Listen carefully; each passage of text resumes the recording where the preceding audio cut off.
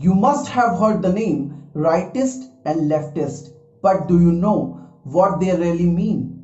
आपने अवश्य दक्षिणपंथ और वामपंथ का नाम सुना होगा, लेकिन क्या आप वास्तव में इनका अर्थ समझते हैं?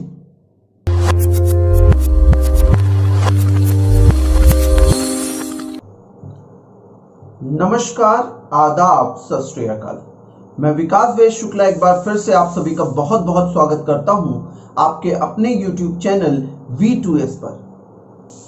आपने कई बार कुछ ऐसे शब्द सुने होंगे जिन्होंने आपके मन में एक नया कौतूहल जगा दिया होगा।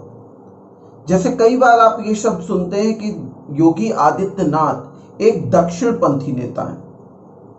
कई बार आप साउथ की पार्टीज के बारे में जब सुनते हैं तो वहां पर शब्द आता है कि वे पार्टियां वामपंथ का समर्थन करती हैं।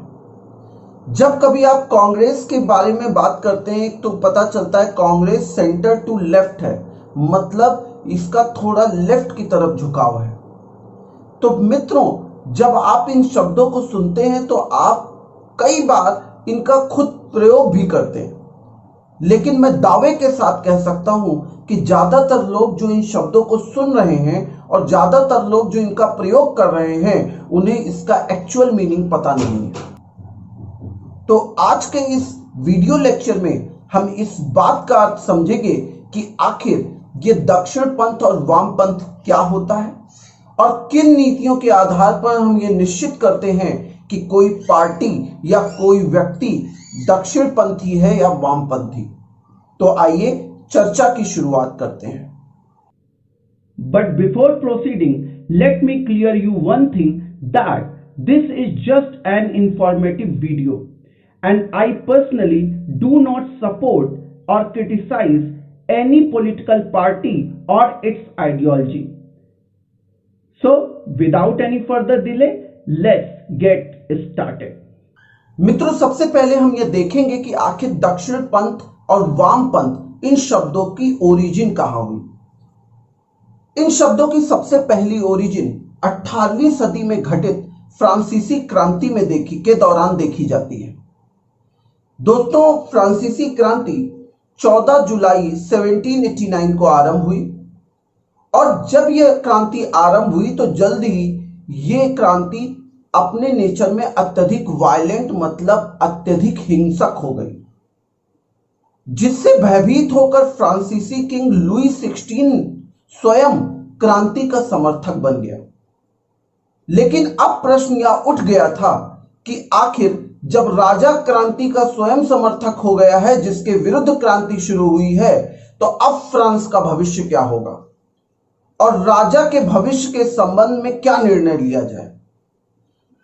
इन्हीं प्रश्नों का उत्तर ढूंढने के उद्देश्य से मित्रों, वहां संविधान सभा, जिसे नेशनल असेंबली, आप जनरली इसे कॉन्स्टिट्यूशन मेकिंग बॉडी के नाम से जानते हैं, लेकिन वहां इसे नेशनल असेंबली नाम दिया गया था, की बैठक आयोजित हुई। अब क्योंकि राजा समर्थक बन के लोगों की सिंपैथी गेन कर चुका था, तो जब यह बैठक शुरू हुई तो जो लोग राजतंत्र के पक्ष में थे, those who were pro monarch, pro king, वे अध्यक्ष की सीट के दाईं ओर बैठ गए। ये सभी लोग धनाढ्य वर्ग से, एलीट क्लास से, या आप कह सकते हो रिच पीपल कैटेगरी से आते थे। अब बात आती है दूसरी तरफ, those who were pro revolution, pro change, sat on the left, और जो लोग ये मानते थे क्योंकि क्रांति हमने राजा के खिलाफ ही की है तो राजा के समर्थक बनने से कोई फर्क नहीं पड़ता, हमें स्थापित व्यवस्था को बदलना ही बदलना है, वे लोग अध्यक्ष की सीट के बाईं ओर बैठे। तो इस तरह दोस्तों, जब हमने देखा तो हमें दो चीजें दिखाई दी। जो लोग प्रो किंग, प्रो मोनार्की थे, वे दाईं तरफ बैठ गए। ये अधिकतर एलीट क्लास के लोग थे, अभिजात्य वर्ग के लोग थे। और जो लोग राजा के अगेंस्ट थे, प्रो रिवॉल्यूशन थे, प्रो चेंज थे, जो तीव्र परिवर्तन चाहते थे, जो व्यवस्था अभी तक फ्रांस में चली आ रही थी, वो जो है अध्यक्ष की सीट के बाईं ओर बैठे। तो इस तरह मित्रों, राजतंत्र समर्थक दाईं ओर और परिवर्तन समर्थक बाईं ओर बैठ गए और यहीं से लेफ्ट और राइट शब्द का प्रयोग आरंभ हुआ।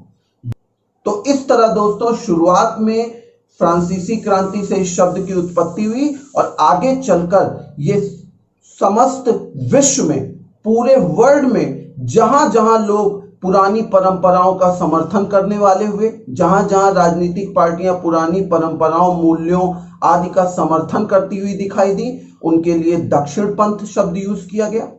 हालांकि ये उसमें सुधार के विरोधी नहीं है, लेकिन इनका ये नहीं मानना था कि सब कुछ चेंज कर दिया जाए, तो इन्हें दक्षिण पंथी कहते हैं। जबकि दूसरी तरफ जो लोग तीव्र परिवर्तन के पक्षधर थे, उन्हें जो है वामपंथी कहा गया, रिफॉर्मिस्ट कहा गया। तो इस प्रकार दोस्तों हमने जाना कि दक्षिण पंथ और वाम पंथ आया कहां से।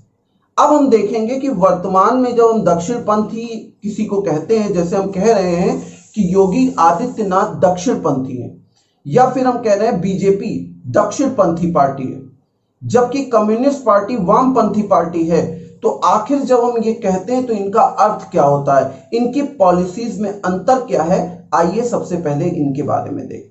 चलिए सबसे पहले हम दक्षिण पंथ के बारे में समझते हैं। जब मैं दक्षिण पंथ का एग्जाम्पल ले रहा हूंगा या दक्षिण पंथ की नीतियों के बारे में आपको बता रहा हूंगा, तो आपको बीजेपी या योगी आदित्यनाथ को दिमाग में रखना है। आखिर इनकी फर्दर कैटेगरीज भी हैं जो मैं लास्ट में आपके साथ डिस्कस करूंगा, लेकिन पहले आपको जानना है कि दक्षिण पंथी जब किसी को कहते हैं तो उसका मतलब क्या होता है, उसकी कैरेक्टरिस्टिक्स क्या होती है, उनकी पॉलिसीज क्या होती हैं। दोस्तों मैं केवल टोटल 10 पॉलिसीज की बात करूंगा, जिससे आप समझ जाएंगे कि एक दक्षिण पंथी का मतलब क्या होता है। पहली बात, पहला बिंदु दोस्तों, जो दक्षिण पंथी हैं ये समाज की संस्थाओं, मूल्यों, परंपराओं में यथास्थितिवाद चाहते हैं। ये चाहते हैं कि समाज में जो मूल्य, जो परंपराएं स्थापित हैं, उनमें एग्जिस्टिंग सिस्टम में कोई चेंज ना हो। हालांकि ये इनमें सुधार का विरोध नहीं करते हैं। आप समझ सकते हैं बीजेपी या योगी आदित्यनाथ भी इसी का समर्थन कर रहे हैं, तो वो दक्षिण पंथी है। तो पहली बात आपने समझी। दूसरी बात, जब हम बात करते हैं तो जो दक्षिण पंथी पार्टीज या लोग होते हैं, ये रिलीजन और गवर्नमेंट को एक साथ रखना चाहते हैं। दक्षिण पंथी रिलीजन और गवर्नमेंट को एक साथ रखना चाहते हैं और ये चाहते हैं कि पूरी कंट्री का एक ऑफिशियल स्टेट रिलीजन होना चाहिए। ये इस बात का समर्थन करते हैं, मतलब ये सरकार और धर्म दोनों को अलग अलग नहीं देखते। अगली बात, तीसरा बिंदु, इनमें नेशनलिस्ट एलिमेंट ज्यादा रिजिड होता है। इनमें नेशनलिस्ट एलिमेंट ज्यादा रिजिड होता है। ये एक सशक्त राष्ट्र की बात करते हैं। आप बार बार मोदी या योगी इन दोनों की बातों में इसका भाव समझ सकते हैं। आप देख सकते हैं कि बार बार जब वो इन बात करते हैं तो राष्ट्रवाद की बात करते हैं और सशक्त राष्ट्र की बात करते हैं। ये दक्षिण पंथियों की एक मूलभूत विशेषता है, फंडामेंटल कह सकते हैं, कैरेक्टरिस्टिक है। इसके बाद दोस्तों 3 बातें आपने देखी। मूल्यों का, पुरानी परंपराओं, मूल्यों का समर्थन करते हैं। धर्म को ये नहीं चाहते कि किसी तरह सरकार से अलग हो। और तीसरी चीज जो सबसे महत्वपूर्ण, नेशनलिस्ट फीलिंग रखते हैं। चौथा पॉइंट जो इनका होता है दोस्तों, ये इमिग्रेशन को जहां तक संभव हो रिस्ट्रिक्टेड रखना चाहते हैं। ध्यान दीजिएगा इस बिंदु पर, इमिग्रेशन को रिस्ट्रिक्टेड रखना चाहते हैं ताकि जितना हो सके कंट्री का जो कल्चर है उसे प्रिजर्व रखा जा सके, उसमें किसी तरह की मिक्सिंग ना हो। और इसी क्रम में आप देख रहे हैं बीजेपी लगातार बांग्लादेश से आने वाले लोगों को रोकने का प्रयास कर रही है। यही वो कारण है कि ये लोग कंट्री के कल्चर को कंजर्व रखना चाहते हैं। इसीलिए दक्षिण पंथियों के लिए जनरली शब्द यूज होता है कंजर्वेटिव। अगला बिंदु, पांचवा, इनके अनुसार सरकार को रिलीवेंट टैक्स लगाना चाहिए। ये कहते हैं कि जो लोग हैं, चाहे जो अमीर लोग हैं, उन पे रिलीवेंट टैक्स लगाना चाहिए, जिससे कि एक व्यक्ति जो अधिक मेहनत कर ज्यादा धन अर्जित कर रहा है, ज्यादा इनकम जनरेट कर रहा है, वो हतोत्साहित ना हो। क्योंकि अगर वो व्यक्ति हतोत्साहित हो जाएगा, क्योंकि जब कोई ज्यादा मेहनत करके खूब पैसा कमा लिया, अब आप उस पर खूब टैक्स लगा दोगे तो ऐसे में वो डिप्रेस हो जाएगा, और ऐसे में जो आप देख रहे हैं नौकरियां जनरेट हो रही हैं, जो इकोनॉमी रन कर रही है, उस पर नेगेटिव इंपैक्ट पड़ सकता है। इसलिए ये लोग कहते हैं सरकार को हमेशा रिलेवेंट टैक्स लगाना चाहिए। ऐसा नहीं कि अमीरों पे खूब टैक्स लगा दिया और उनको पूरी तरह से उनसे पैसा ज्यादा से ज्यादा निकालने के उद्देश्य से काम करना शुरू कर दिया, जिससे वो हतोत्साहित हो जाए। जबकि वामपंथी इसका अलग सोचेंगे, हम आगे अभी देखेंगे। तो 5 पॉइंट क्लियर हो गए हमारे। छठी सबसे बड़ी विशेषता होती है, इनका कहना है कि प्रत्येक व्यक्ति को उसकी इनकम के अनुसार स्वास्थ्य सुविधाएं प्राप्त होने देने की सहूलियत देनी चाहिए सरकार को। मतलब अगर किसी के पास ज्यादा पैसा है तो अच्छी स्वास्थ्य सुविधाएं लें, अगर किसी के पास कम है तो अकॉर्डिंगली ले। उसमें इनका कोई हस्तक्षेप सरकार का नहीं होना चाहिए। इसी तरह से दोस्तों इनकी अगली जो सबसे बड़ी बात है, इनका कहना है कि लोगों के जीवन को में कम से कम सरकारी हस्तक्षेप होना चाहिए। इनका अगला जो 7वां पॉइंट है वो ये कि लोगों के जीवन में सरकार का कम से कम हस्तक्षेप होना चाहिए। इसीलिए आप कई बार देख रहे हैं मोदी सरकार उन सभी पुराने कानूनों को सूची से बाहर निकालने का प्रयास कर रही है जो आज के समय में इररिलेवेंट हो गए हैं और जो जनता पर अनावश्यक प्रतिबंध लगाते हैं। तो ये क्या करते हैं, पर्सनल लिबर्टी के ज्यादा बड़े समर्थक होते हैं। 8वां सबसे महत्वपूर्ण पॉइंट, ये प्राइवेट सेक्टर के प्रमोशन एवं ग्रोथ के लिए, ये प्राइवेट सेक्टर के प्रमोशन एवं ग्रोथ के लिए लेस रेगुलेशन ऑफ इकोनॉमी की बात करते हैं। इनका मतलब कि जो प्राइवेट सेक्टर है वो अच्छी तरह देश का ग्रोथ कर पाए, इसके लिए सरकार को कम से कम हस्तक्षेप करना चाहिए। आप देखिए मोदी सरकार की नीतियों में आपको ये साफ दिखाई देगा। 9वां जो सबसे बड़ा पॉइंट है, 9th पॉइंट, और जो 9th सबसे इंपॉर्टेंट पॉइंट है वो ये है दोस्तों कि ये लोग अबॉर्शन, जैसा मैंने कहा कि ये पुराने कल्चर मूल्यों को हमेशा कंजर्व रखना चाहते हैं, तो इसीलिए अब इनकी इन बातों में आप ध्यान दीजिएगा कि ये इनका अबॉर्शन और सेम सेक्स मैरिज पे क्या विचार है, तो आप इस बात को अच्छी तरह समझ पाए। इनका कहना है कि जो अबॉर्शन है, जो सेम सेक्स मैरिज है, हम इसका विरोध करते हैं। मतलब ये अबॉर्शन और सेम सेक्स मैरिज, जो गे मैरिज आप कहते हैं, इसका ये विरोध करते हैं दक्षिणपंथी। यस, और साथ ही साथ ये लोग मृत्युदंड, डेथ पेनल्टी का समर्थन करते हैं मेरे दोस्तों। जो दक्षिणपंथी हैं, अबॉर्शन, सेम सेक्स मैरिज का विरोध और डेथ पेनल्टी का क्या करते हैं, समर्थन करते हैं। मतलब टफ ऑन क्राइम होते हैं। तो इस तरह आप देखते हैं कि कहीं ना कहीं ये वो पुरानी जो हमारी सामाजिक मूल्य और परंपराएं हैं उन्हें जीवित रखना चाहते हैं, थोड़े सुधारों के साथ।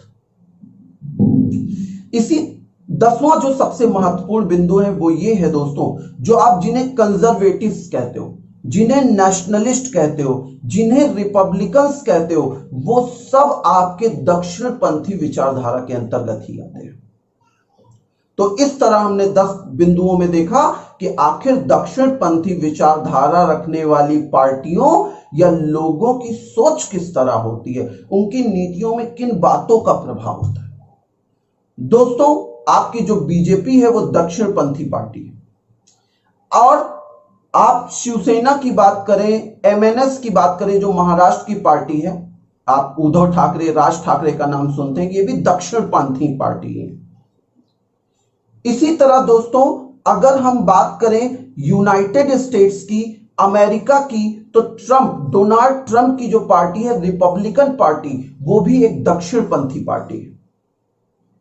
इसी तरह अगर आप ब्रिटेन की बात करें तो ब्रिटेन में अगर आप जाएंगे तो ब्रिटेन में आप देखेंगे एक पार्टी है कंजर्वेटिव पार्टी, तो कंजर्वेटिव पार्टी भी एक दक्षिणपंथी पार्टी है। तो इस तरह हम देखते हैं कि दक्षिण पंथ क्या है। लेकिन एक बिंदु आता है, यहाँ कोई अच्छा है, कोई बहुत अच्छा। तो ऐसे ही होता है, कोई दक्षिणपंथी है, किसी का दक्षिण पंथ पे झुकाव बहुत है। फर्दर ये भी डिवीजन हमें देखने को मिलता है। इसकी चर्चा हम एकदम लास्ट में करेंगे जब मैं आपको पॉलिटिकल स्पेक्ट्रम समझाऊंगा।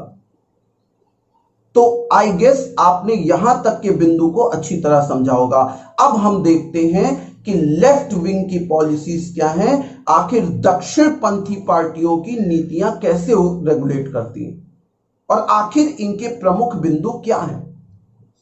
देखिए दोस्तों, जब हम वामपंथी पार्टियों की बात करते हैं तो आप दक्षिण भारत की कम्युनिस्ट पार्टी सीपीआई, सीपीआईएम, ये दो पार्टियां हैं, कम्युनिस्ट पार्टी मेन, इनको दिमाग में रखते हुए मेरी बातों को समझिएगा, जिससे कि आप समझ पाएं कि आखिर वामपंथी लोग कैसे होते हैं या वामपंथी पार्टियों की सोच कैसी होती है। इसमें भी मैं लगभग 10 से 11 पॉइंट आपके सामने रखूंगा, जिससे शीशे की तरह हर बात आपके सामने क्लियर हो जाएगी। देखिए, पहला बिंदु, वामपंथी पार्टियां जो होती हैं वो समाज तथा सामाजिक व्यवस्था में मात्र सुधार नहीं चाहती दक्षिणपंथियों की तरह, ये तीव्र परिवर्तन की पक्षधर होती है। ये कहती है कि जो व्यवस्था चल रही है इसे पलट दो, क्योंकि ये शोषण करने वाली व्यवस्था है, ये परंपराओं से जुड़ी व्यवस्था है, तो इसे पलट दीजिए और आप वो व्यवस्था लाइए जो पूरी तरह सुधरी हुई हो। तो मतलब ये पारंपरिक व्यवस्थाओं में परिवर्तन, तीव्र परिवर्तन की पक्षधर होती है।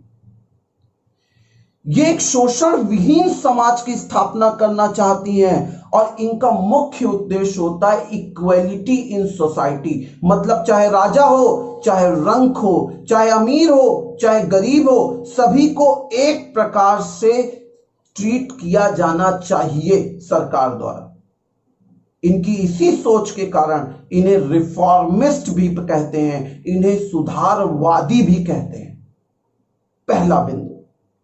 अब दूसरी बात देखते हैं दोस्तों, ये रिलीजन और गवर्नमेंट दोनों को सेपरेट रखना चाहती हैं। अभी हमने देखा था दक्षिणपंथी साथ रखना चाहते हैं, ये सेपरेट रखना चाहती हैं। ये रिलीजन और गवर्नमेंट दोनों को सेपरेट रखना चाहती है। दोस्तों, जब आप इन बातों को सुन रहे हैं तो कांग्रेस को भी जरा दिमाग में रखिएगा। कांग्रेस भी देखिए क्या इन्हीं पे चल रही है, इन्हीं नीतियों। आप जब इन बातों को सुन रहे हैं तो कांग्रेस की नीतियों को भी दिमाग में रखिएगा और उनको बार बार सोचते रहिएगा क्या कांग्रेस ऐसा करती है। बिल्कुल। तो ये बात रही, दूसरी पॉइंट आपको समझ में आया, ये रिलीजन और गवर्नमेंट को सेपरेट रखना चाहते हैं।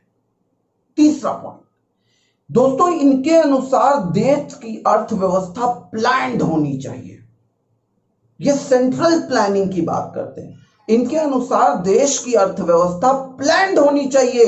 किस सेक्टर में कितना पैसा जाएगा ये सरकार तय करे, ना कि मार्केट फोर्सेस। अगर सरकार को लगता है कि इस बार हमें हेल्थ सेक्टर में काम करना है, इस बार हमें जो है कंस्ट्रक्शन पे ज्यादा पैसा खर्चा करना है, तो पैसा वही खर्च होना चाहिए। हो सकता है कि दूसरी जो योजनाएं उसमें उस बार सरकार कम पैसा खर्चा करे और अगली बार इसका ठीक उल्टा करे। मतलब सरकार निर्धारित करे उसे क्या करना है, मार्केट फोर्सेस सरकार को रेगुलेट नहीं करनी चाहिए। ये इसका तीसरा महत्वपूर्ण बिंदु है। 3 पॉइंट हमने समझे।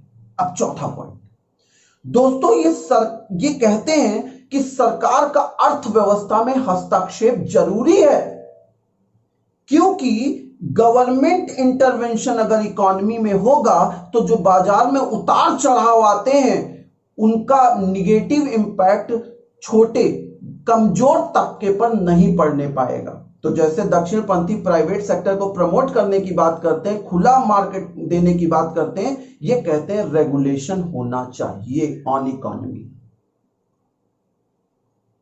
मेरे साथ साथ पॉइंट्स को नोट करते जाइएगा दोस्तों, जिससे कि आप आगे कभी भी दक्षिणपंथ और वामपंथ शब्द सुने तो आप उसका उत्तर देने में, उसका आंसर करने में 1 मिनट का समय ना लगाएं।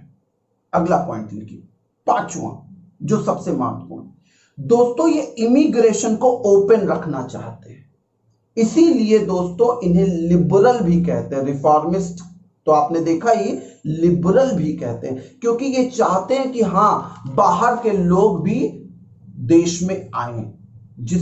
ये इमिग्रेशन को ओपन रखना चाहते। तभी आप देखिए कांग्रेस की जब गवर्नमेंट थी तो बांग्लादेशी जब आ रहे थे तो उस पर थोड़ा सा उसका जो रवैया था वो बहुत ज्यादा रिजिड नहीं था, जबकि दक्षिणपंथी इस पे बहुत टफ होते हैं। दोस्तों इनका कहना है कि जो सरकार है उसे धनी लोगों पे अधिक से अधिक टैक्स लगाना चाहिए, जबकि वहां वो कहते थे रिलेवेंट टैक्स, ये कहते हैं अधिक से अधिक टैक्स लगाना चाहिए एवं उनसे ज्यादा टैक्स के रूप में धन प्राप्त करके वो पैसा जो पुअर या डिप्राइव्ड सेक्शन है, वंचित वर्ग है, उसे अपलिफ्ट करने में खर्च करना चाहिए। मतलब धनी से लो और निर्धन को दो, अमीर से लो और गरीब को दो, ये इनकी सोच है मेरे मित्रों। इसमें एक प्रॉब्लम ये आ जाती है कि अगर आप कोई अमीर हो गया, उससे जरूरत से ज्यादा टैक्स लेने लगेंगे तो उसे लगेगा अमीर होने से फायदा ही क्या, इससे बढ़िया गरीब ही रहो। तो ये है, लेकिन इनकी सोच क्या है वो मैंने आपको बताया। इसके बाद दोस्तों जो 6th पॉइंट हमारा आता है, जो 6th पॉइंट हमारा सबसे महत्वपूर्ण है, इनका कहना है कि सरकार को बिना किसी इकोनॉमिक स्थिति की जानकारी लिए हुए प्रत्येक व्यक्ति को समाज में समान सुविधाएं दिए जाने का प्रयास करना चाहिए। मतलब अगर कोई अमीर है तो ऐसा नहीं कि वो जितना चाह रहा है एक से एक सुविधाएं लिए जा रहा है और खूब खर्च कर रहा है, और गरीब दूसरी तरह करा रहा है सरकारी हॉस्पिटल्स में पड़ा हुआ। इनका कहना है कि जो स्वास्थ्य सुविधाएं हो सरकार द्वारा नियंत्रित हो, राज्य द्वारा नियंत्रित हो, अमीर हो उसे भी वही मिलेगा और गरीब हो उसे भी वही मिलेगा। इसके पक्षधर होते हैं वामपंथी। दोस्तों अब बात आती है 7वां पॉइंट। दोस्तों ये सभी को समान शिक्षा देने के पक्षधर हैं। इनका कहना है चाहे अमीर हो चाहे गरीब हो, सबको एक तरह से प्लान्ड शिक्षा दी जानी चाहिए। ऐसा नहीं कि अमीर है तो अपने अकॉर्डिंग बेहतर से बेहतर शिक्षा प्राप्त कर रहा है और गरीब है तो उसे बेसिक स्तर की शिक्षाएं दी जा रही हैं। नहीं, ये दक्षिण पंथियों की सोच होती है कि जो जिसके पास जितना पैसा है अकॉर्डिंगली प्राप्त करे। लेकिन जो वामपंथी है इनका कहना है कि सभी को समान शिक्षा प्रदान करने का राज्य को प्रयास करना चाहिए। इसके बाद 8वां पॉइंट। दोस्तों आप इनकी सोच को देखकर आप समझ सकते हैं कि ये कहीं ना कहीं मार्क्सिज्म या फिर कम्युनिज्म का समर्थन करते हैं। अब हो सकता है कि आप मार्क्सिज्म या कम्युनिज्म शब्द का मतलब ना समझते हो, इसके बारे में चर्चा मैं अपने अगले वीडियो लेक्चर में करने वाला हूं। जबकि जो दक्षिणपंथी होते हैं वो कैपिटलिस्ट आइडियोलॉजी की तरफ झुकाव रखते हैं। अब बात आती है दोस्तों जो हमारा 9th पॉइंट, वो क्या कहता है वामपंथियों के बारे में। दोस्तों हमारे 9th पॉइंट जो है वो काफी महत्वपूर्ण है, क्योंकि ये कहता है कि वामपंथी सोच ये कहती है कि एंटी फ्री ट्रेड व्यवस्था सरकार को स्थापित करने का प्रयास करना चाहिए। एंटी फ्री ट्रेड व्यवस्था सरकार को स्थापित करने का प्रयास करना चाहिए। मतलब अपने लोकल मार्केट को सरकार को प्रोटेक्शन देना चाहिए। अगर चाइनीज सस्ता माल भारत में आ रहा है तो लोग उसी को खरीदेंगे, भारत की तो फैक्ट्रियां बंद हो जाएंगी। तो इनका कहना यह है कि जो बाहर से सामान आ रहा है उस पर अधिक से अधिक टैक्स लगा के सरकार को इस तरह की व्यवस्था स्थापित करनी चाहिए जिससे भारत की लोकल मार्केट पर उसका नेगेटिव इंपैक्ट ना पड़े। ये होता। इसके बाद जो 10वां पॉइंट है इनके बारे में वो ये दोस्तों कि ये एबॉर्शन, जैसा मैंने बताया था शुरू में ही, they were reformist and liberal in nature. तो एबॉर्शन, सेम सेक्स मैरिज का ये समर्थन करते हैं। इसे ये एबॉर्शन और सेम सेक्स मैरिज मतलब गे मैरिज का समर्थन करते हैं वामपंथी। और साथ ही साथ ये डेथ पेनल्टी का विरोध करते हैं। They are not tough on crime.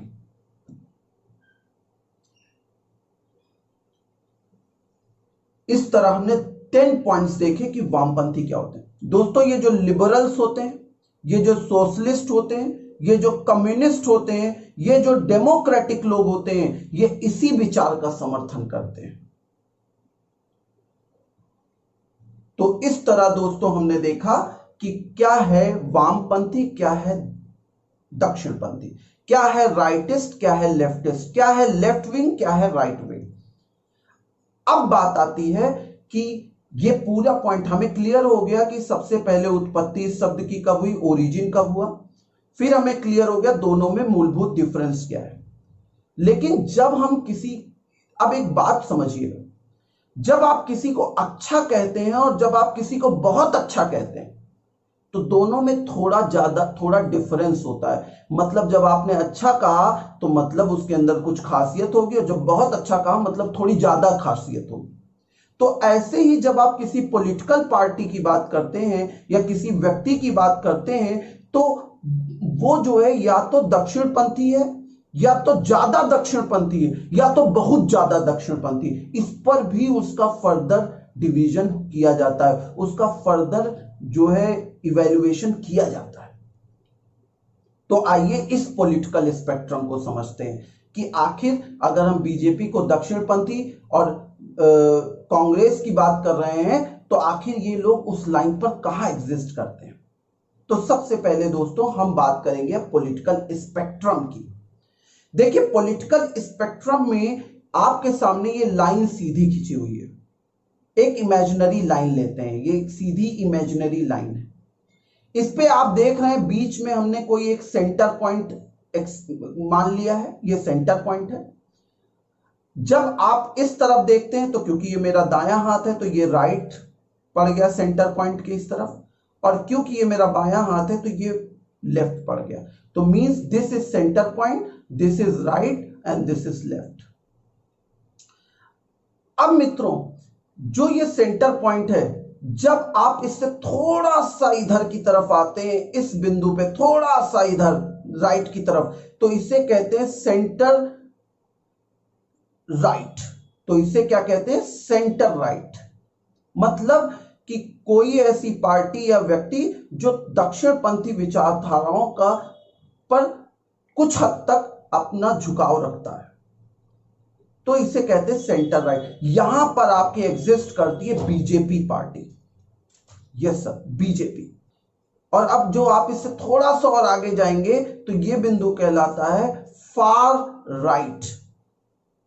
यह बिंदु कहला रहा है फार राइट, मतलब दक्षिणपंथी विचारधारा पे थोड़ा और ज्यादा झुकाव। यहां पर आपकी आती है शिवसेना और एमएनएस, उद्धव ठाकरे और राज ठाकरे की पार्टी महाराष्ट्र की।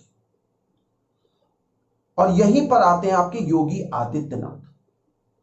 और अगर कोई और ज्यादा झुकाव रखता है ये, तो अगर वो और ज्यादा झुकाव रखता है दक्षिणपंथी विचारधारा पे, तो यहीं पे आता है extreme point, that is fascism, जो आप कई बार सुनते होंगे।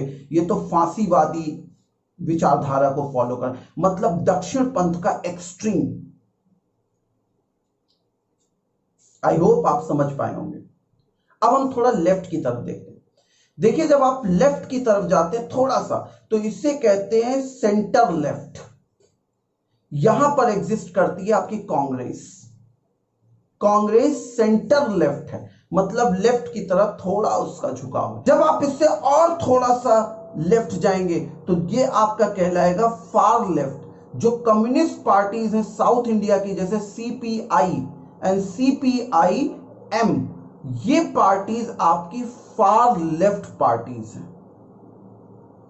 और जब आप इस पे एकदम झुकाव रखते हैं, एकदम एक्सट्रीम लेफ्ट पहुंच जाते हैं, तो ये स्थिति होती है टोटलिटेरियन गवर्नमेंट की, मतलब तानाशाही गवर्नमेंट की। जैसा कि आप उत्तर कोरिया में किम जोंग उन की सरकार देख रहे हैं, तो वो जो है लेफ्टिस्ट आइडियोलॉजी के एक्सट्रीम पर है।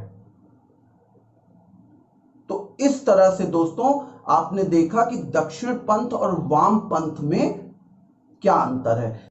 मित्रों अंत में एक बिंदु मैं आपको और स्पष्ट करना चाहूंगा। भारत में किसी पार्टी के लिए लेफ्ट लीनिंग या राइट लीनिंग शब्द का प्रयोग करना ज्यादा बेहतर होता है, और कई बार तो ऐसा होता है कि लेफ्ट और राइट का ये फॉर्मूला भारत की पार्टीज पर सही नहीं बैठता। फॉर एग्जाम्पल, जैसा हमने पढ़ा कि कांग्रेस एक सेंटर लेफ्ट पार्टी है, लेकिन कांग्रेस ने 1991 में एलपीजी रिफॉर्म्स किए थे, लिबरलाइजेशन, प्राइवेटाइजेशन एंड ग्लोबलाइजेशन। ये हम सभी जानते हैं। तो ये तो एक दक्षिणपंथी विचारधारा का हिस्सा थी। तो क्या कांग्रेस एक दक्षिणपंथी पार्टी हो गई? नहीं, उसने ये पर्टिकुलर नीति फॉलो की थी। तो अब बात आती है कि कई बार ऐसा होता है कि पार्टियां वामपंथ रास्ते पे चल रही होती हैं, तभी वो क्या करती हैं, कुछ ऐसी नीतियां फॉलो कर लेती हैं जो दक्षिणपंथी होती हैं, या कई बार दक्षिणपंथी होती हैं और वो वामपंथी पार्टियों की कुछ नीतियों को फॉलो करती हैं। जैसे एग्जाम्पल हम बीजेपी का ले सकते हैं। बीजेपी ने जब बीजेपी की सरकार बनी तो उसने वो सारी सोशलिस्ट पॉलिसीज को आगे कंटिन्यू किया जो कि पहले की सरकारों द्वारा चलाई जा रही थी, जिसका सबसे बड़ा एग्जाम्पल है मनरेगा। तो इस तरह कहीं ना कहीं हम देखते हैं दक्षिणपंथी पार्टी होते हुए भी उसने कुछ वामपंथी नीतियों को आगे बढ़ाया। 2013 में अगर हम बिहार चुनाव देखें तो जेडीयू और बीजेपी ने मिलकर सरकार बनाई, जबकि जेडीयू कहती है कि हम एक वामपंथी झुकाव वाली पार्टी है, जबकि बीजेपी दक्षिणपंथी झुकाव वाली पार्टी है। तो कई बार ये दोनों आपस में साथ में आके सरकारें भी बनाती हैं। तो भारत के लिए हम किसी पार्टी को लेफ्ट राइट वर्ड यूज करें, इससे बेहतर होता है left leaning and right leaning parties कहना ज्यादा उपयुक्त होगा। तो दोस्तों, इसी के साथ आज मैं इस विषय को समाप्त करता हूं।